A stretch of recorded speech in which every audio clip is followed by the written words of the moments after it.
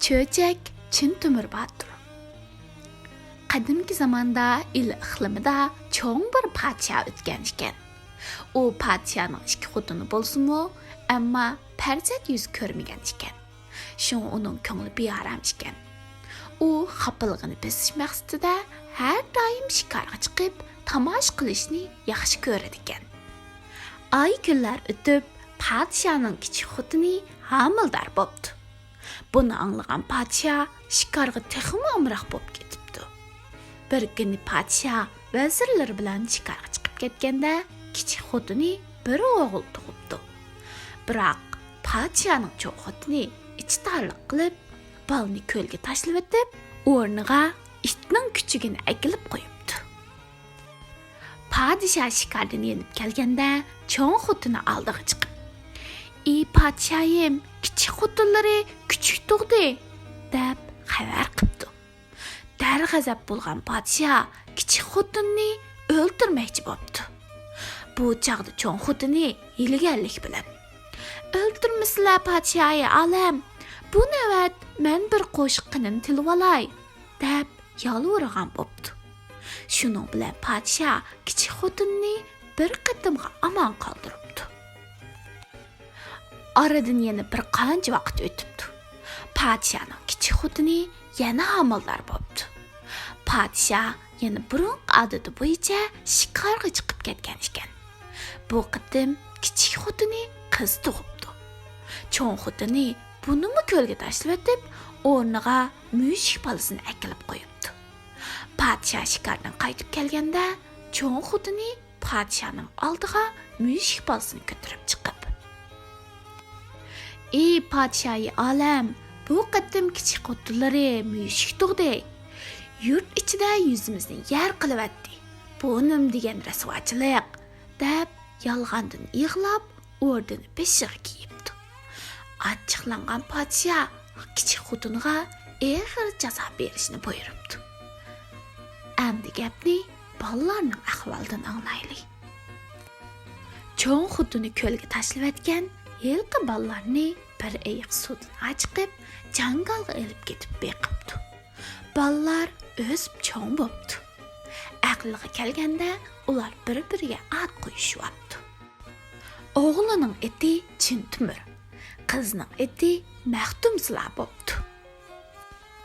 Bu balalar sahraning sap havosida sog'lom, kuchlik ham bak chiroyli bo'lib o'sibdi. Keyinchi ular ayiqdan ayrilib, jangalning bir chetiga uy yasab, shu uyda yashashga boshlabdi. tۆmۇr باتۇر kichik chig'idila ov qilishni o'rgangachga, turli jonivorlarni tutadigan ajoyib botur yigitga aylanibdi. U har qatim ovga chiqqanda 7 kun ov ovlaydi ekan. Misran qilichi belidan, arg'u burkiti qo'lidan, arg'umoq eti ostidan, kap-kap kuchugi yenidan ayrilmaydi ekan. Kunlarning birida tۆmۇr باتۇر ovga chiqib ketib o'tib, singlisi maxtumsizlarga mundaq debdi: "Singlim maxtumsizlar, men ovdan qaytib kelguncha o'g'ziga chiqma, o'tni o'chirma, suvni ko'chirma, to'xini taqdima, mushukni pashdima. O't o'chib qolsa, tutun chiqqan yoqqa o't so'rab ketib qolma." Shu gapdan keyin tۆmۇr باتۇر misran qilichin ilib, arg'umoq etiga minib, kap-kap kuchugini agashtirib, arg'u burkitini qo'liga qo'ndirib, oviga minibdi. Aradan 1-2 kun o'tgandan keyin maxtumsizlar yolg'izlikda zerikib, o'g'ziga chiqib, peshini tarab o'ltiribdi. Mushuk bilan to'g'risimi uning agishib, o'g'ziga chiqibdi. Mushuk miyovlab, to'g'ri qaqaqlab, maxtumsizlarning ichini pishirib etibdi. Maxtumsizlar mushukni pash, to'g'risini taq deb qo'g'labdi. Mushuk bilan to'g'risi o'zidan tushib, uyga kiribdi. Mushuk o'choq yeniga kelib, cho'ginni o'rib etibdi. To'g'ri kulni tatlabdi. Shuning bilan o'choqning o'ti o'chibdi. Mahtumsizlar uyga kirib, o'tning o'chib qolganligini ko'rib, nayt qayg'urib, yana o'ziga chiqib, "Endi qanday qilarman?" deb yig'lab o'tirsa, o'ng tarafdan itning ovozi anglanibdi. Sol tarafdan tutun ko'tarilibdi. Mahtumsizlarga o't tepish qayg'usi tushibdi. Nima bo'lsa bo'lsin, peshonamdan ko'ray deb is chiqqan tarafga qarab mengibdi. Uzoq mangandan keyin mo'risidan is chiqayotgan bir eski tam uyga yetib kelibdi. Qarog'udak bo'lsa, uy ichida bir qiyir mo'may o'ltirgudek. Mahtumsizlar "Assalom" deb uning qishig'iga kiribdi. Mo'may uningdan kimligini, nima uchun kelganligini so'rabdi. Mahtumsizlar hammani bir-birlab aytib beribdi.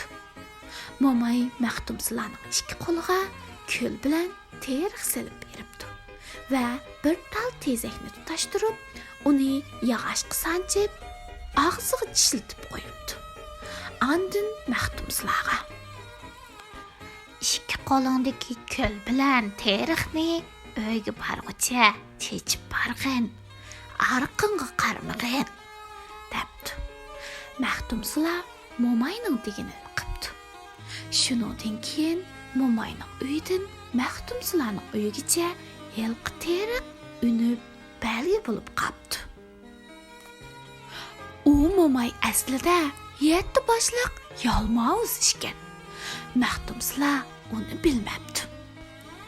Mahtumsizlar o'tni ilib kelib, darrov o't yoqib, bir qozon go'sht pishirishga boshlabdi. Kun o'ltirib, qarong'i tushib, kech kirishi bilan yilqi 7 boshliq yalmavuz mo'may ishga kelib, "Chöchek Bato'r uyida bormi? Arg'umoq eti yig'ildi bormi? Misran qilichi qo'zg'ida bormi? Arg'u burkiti qondaqda bormi? Kap-kap kuchigi eshikda bormi?" deb so'rabdi. Mahtumsizlar mo'mayning ovozini anglab, uydan chiqmay turib, "Chöchek Bato'r uyda yo'qdir. Arg'umoq eti yig'ildi yo'qdir. Misran qilichi qo'zg'ida yo'qdir. Arg'u burkiti qondaqda yo'qdir. Kap-kap kuchigi eshikda yo'qdir" deb javob beribdi. Shundan keyin mo'may 7 boshliq yalmavuz sifatida uyga kirib, avval qozondagi go'shtning hammasini yebdi. Andin Mahtumsizlarning uzun chechidan to'g'ris qesib qo'yib, tapinini teshib, qinini sho'rabdi. Ketar chig'da Mahtumsizlarga "Mening bu yerga kelganimni hech kimga aytma. Agar aytadigan bo'lsang, meningdan zada qutula olmaysan" deb popoza qilibdi. Mahtumsizlar qo'rqqanidan hech nima deyolmabdi. Aksi Chöchekning kelishini 4 ko'zi bilan kutibdi. Ertasi kun kech bo'lishi bilan yilqi yalmavuz mo'may yana kelibdi. Uyda bor narsalarni yeb bo'lib, ilgirkidek Mahtumsizlarning qinini sho'rabdi.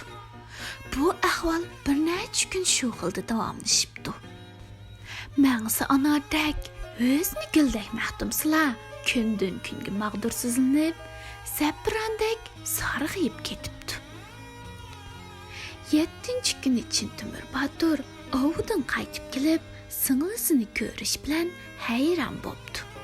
Ko'ngliga gumon to'libdi. Chunki singlis Mahtumsizlar 1 yil kasal bo'lgan odamdek sarg'ayib ketgan ekan. "Ey Mahtumsizlar, 7 kunning ichida shuncha o'ruqlab, sarg'ayib, holingdan ketibsan. Nima bo'ldi? Kimdan sana azor yetdi?" deb so'rabdi Chöchek Bato'r. Mahtumsizlar yig'lab turib, yalmavuz mo'mayning qilgan atganlarini bir-birlab aksiga bayon qildi. Buni anglagan Chöchek Bato'r nihoyat g'azablanib, "Agar men shu 7 boshliq yalmavuzni o'ldirmasam, Chöchek Bato'r bo'lmay ketay" deb qasam ichibdi va Maxtumsulaga qarab. Hey singlim, mening kelganimni hech kishi bilmasin. Men ishining kayniga o'ri ko'lab möküp yatay. Agar yalmavuz kelib meni so'rasa, kundikidek kelmidi deb javob bergin, debdi. Andin itiga, burkitiga va kuchiga qarab. Hey vafodor jonivorlarim, agar yalmavuz mo'may kelsa, un chiqarmanglar.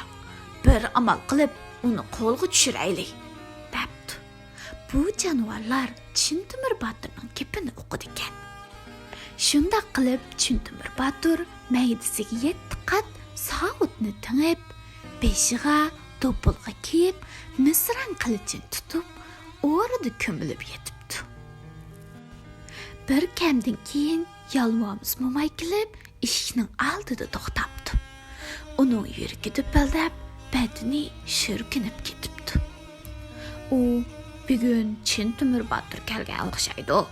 Qaytib ketmasam bo'lmas, deb yenibdi. Lekin nafsi qaytib ketishga qo'ymabdi. Mo'may Chöchek Baturning kelgan-kelmaganligini bir so'rab ko'ray. Agar kelgan bo'lsa, qaytib ketay.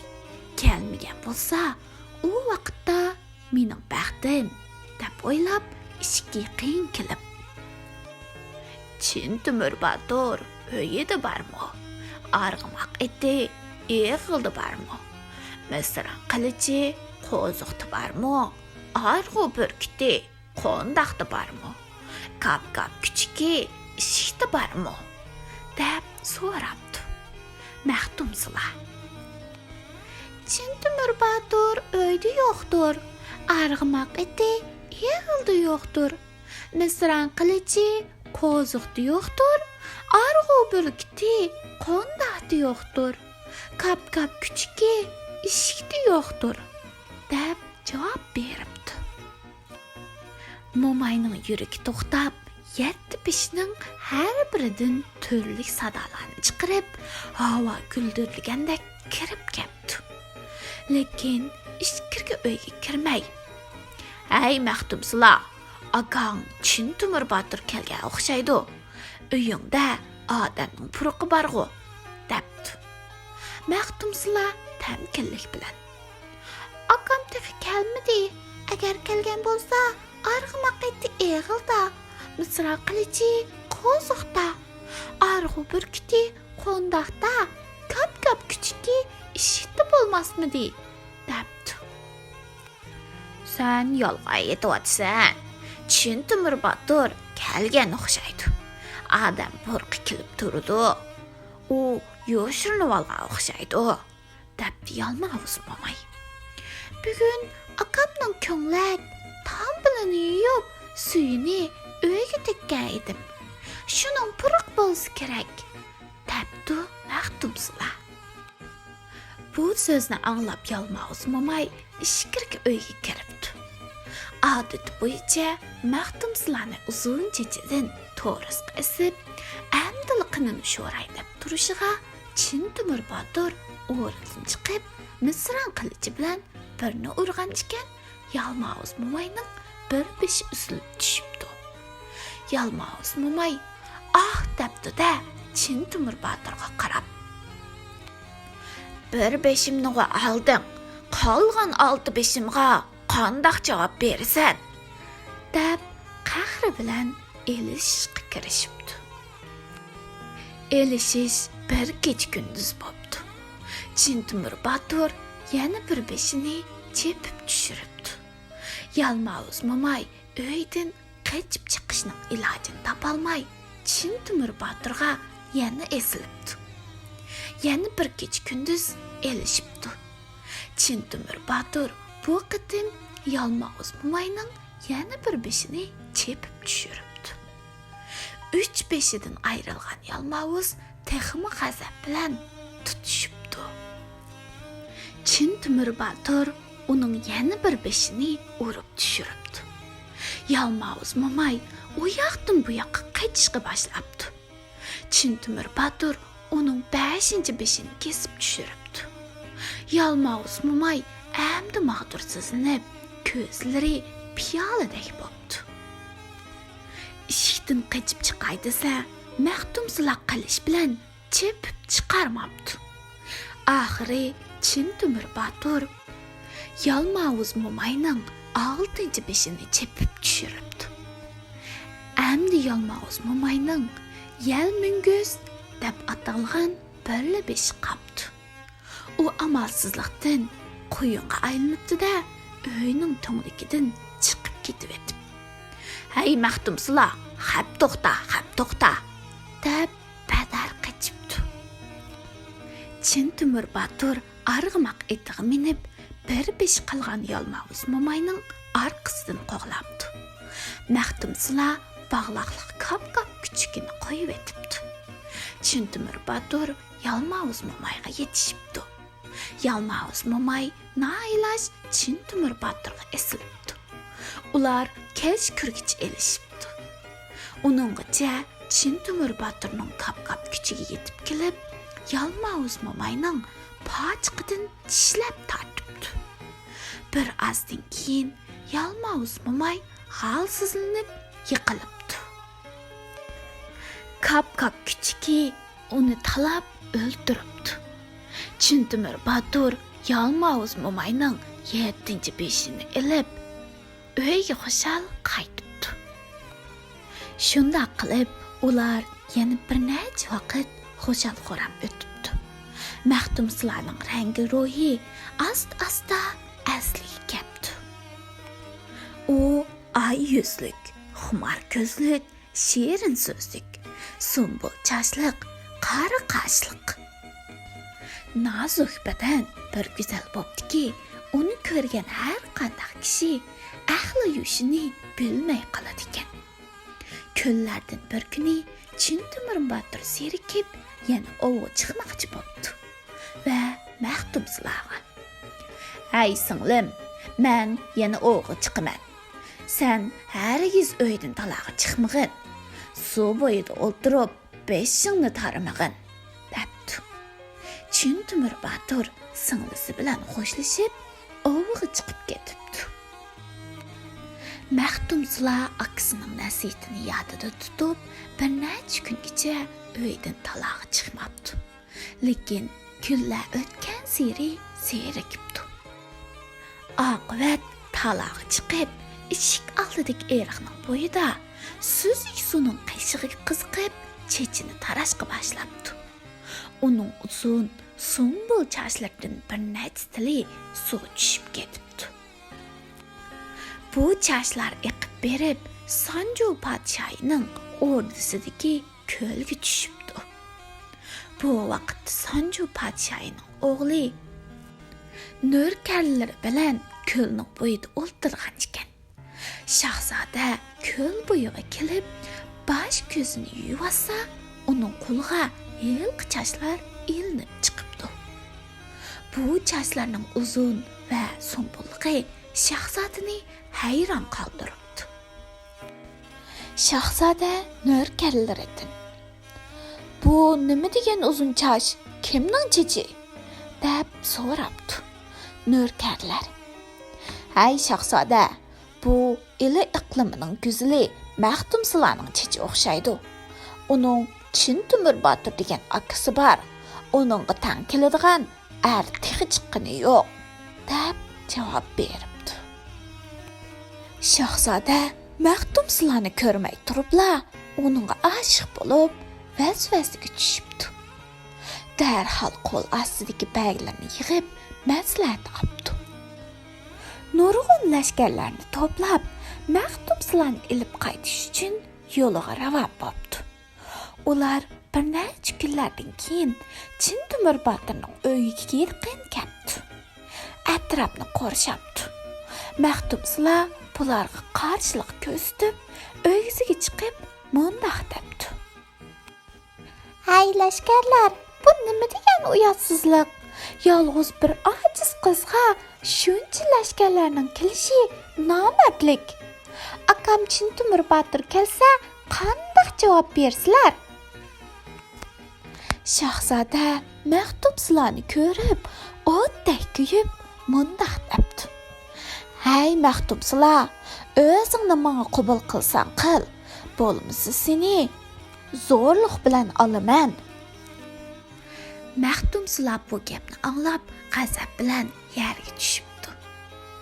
Aks Chöchek Batur ovuq ketishning oldida. Navoda beshiga kun tushsa, bu qushni qo'yib atgin. Men qayerda bo'lsam, shu yerga xabar yetkazib boradi, deb tapilab, yolg'iz burkutini qo'yib ketgan ekan. Maxtumsular chumolidek qurshab kelayotgan lashkarlarni ko'rib, qushni qo'yib atibdi. O'zi qilishni qo'liga olib, bolangchilar bilan urushibdi. Ularning nurg'un lashkarlarini yo'qotibdi. Uningcha Chöchek Batur xabar tepib, yetib kelibdi.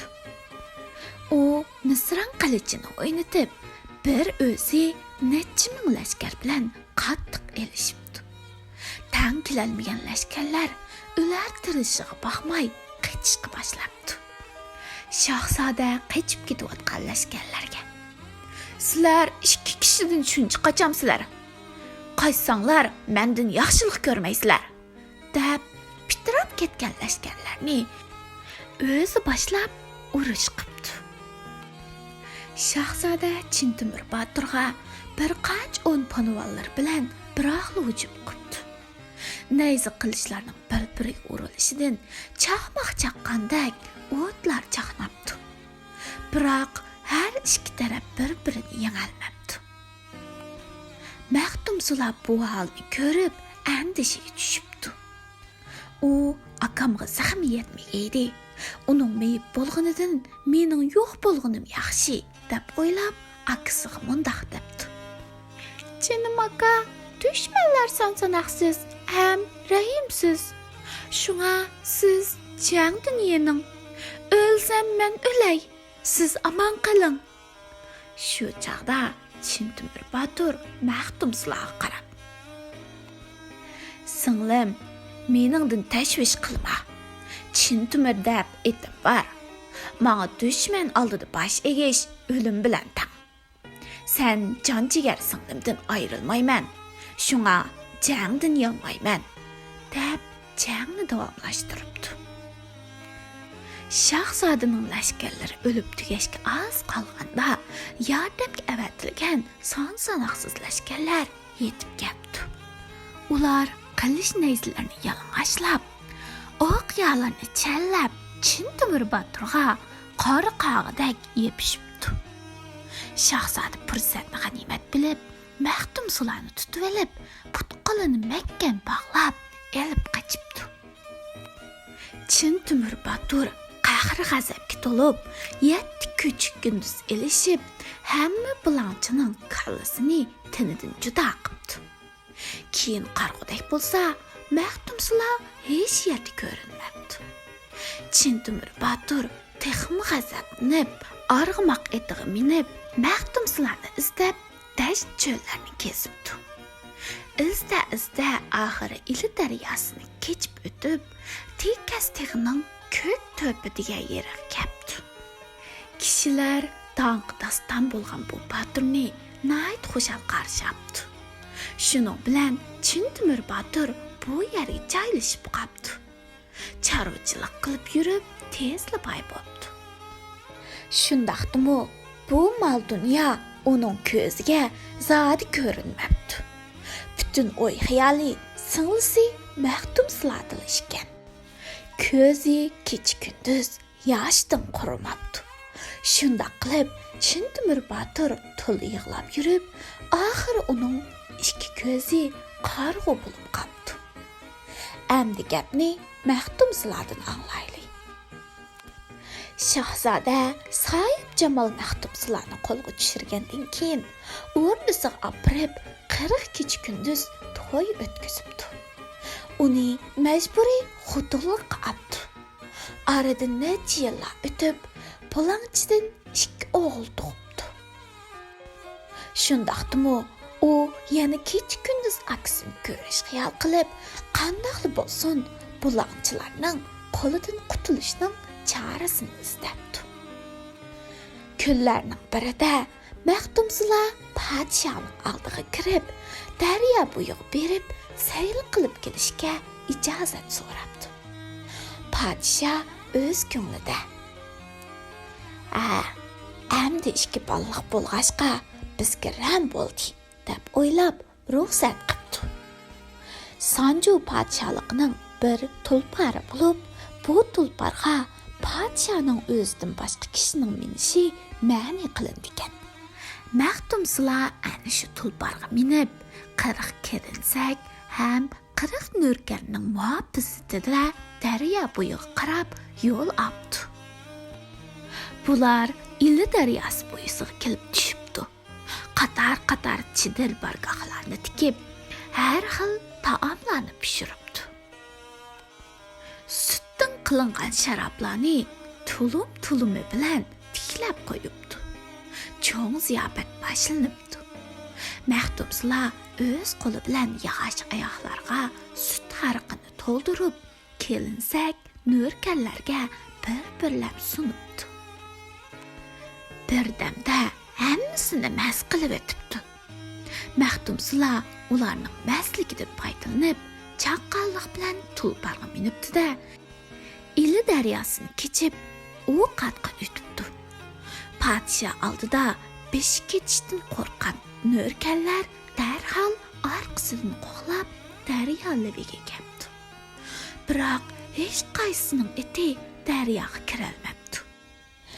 Aslida podshohning tulparidan boshqa har qanday jonivor bu daryodan o'sib o'tolmaydi ekan. Amalsiz qolgan nurkarlar Maxtumsizlarga qarab: "Hey Maxtumsizlar, ikki balangni yetim qilmay, keyninga yong'in" debdi. Maxtumsizlar: "Ikki o'g'limni elib kelsanglar, yenib o'taman" debdi. Nurkarlar darhol podshohning ordisiga berib, ikki o'g'lini elib keldi. Bu ikki o'g'ilning cho'ngning eti oqar, kichigining eti cho'kar ekan. Maxtumsizlar nurkarlarga qarab: "Cho'ng balamni daryoga tashlanglar. Uning pirog'iga chidamay, u yoqqa o'tib qolarman" debdi. Nurkarlar oqarni daryoga oqqizibdi. Biroq Maxtumsizlar uningga parvo qilmabdi. Nurkarlar: "Maxtumsizlar kichik o'g'lini yaxshi ko'rdi. Shuni daryoga tashlasak, o'g'lini tutib olman deb daryoga tushar" deyishib, cho'karni daryoga tashlabdi. Bola shu zamon suvga g'arq bo'ldi. Maxtumsizlarga bu nihoyat og'ir keldi. Shundoq bo'lsa-mu, u suyimlik aksi Chöchek Baturni tepish orzusidan yonmabdi. U nurkarlarga qarab: "Hay insofsiz bulonchilar, sizlarga naslimni qoldirmadim. Endi muradim hosil bo'ldi" debdi-da, otni choptirib ketibdi. Bulonchilar daryodan o'tolmay amalsiz qoldi. Maxtumsizlar shu yurgunicha dashtlardan kesib, tog'lardan eshib, bir go'zal yayloqqa yetib keldi. Qarg'udak bo'lsa, nurg'un to'gilar yaylab yurgidek. Maxtumsizlar to'gichidan: "Bu kimning to'gilari?" deb so'rabdi. To'gichilar: "Chöchek qarg'uning to'gilari" deb javob beribdi. "U nima bo'lib qarg'u bo'ldi?" deb so'rabdi Maxtumsizlar. To'gichilar: "Uning bir singlisi bulonchilar bulab ketgan ekan. Shuning dardida to'la yig'lab qarg'u bo'lib qoldi" debdi. Maxtumsizlar yana: "Hozir u qayerda?" deb so'rabdi. To'gichilar: "Qayerda ekanligini bilmaymiz" debdi. Maxtumsizlar yana menibdi. Bir osmonqandan keyin nurg'un yilliqlar uchrabdi. Yilliqchilardan so'rabdikan, ularmi shundoq javob beribdi. Yana bir osmonqandan keyin nurg'un kala, qo'y padalarni ko'ribdi. Qo'ychilardan so'rabdikan, ularmi o'xshash javob beribdi. Oxirida Maxtumsizlar yana chat mo'zay beqiyotgan bir padichi boladan: "Tenim ukam, Chin Tۆmür Батур hazır qayerda? Aytib bersang, deb yelinib so'rabdi. Padichi bola tezlikda. Chin Tۆmür qarg'u hazır oltin arshang degan yerda, debdi. Mahtumsizlar uningga yalvorib, "Men Chin Tۆmür Батурning singlisi bo'laman. Meni akamning qishiq boshlab borsang", debdi. Padichi bola, "Padidan ayrilolmayman. Mo'zayla yetib kes qanday qilaman?" deb unimabdi.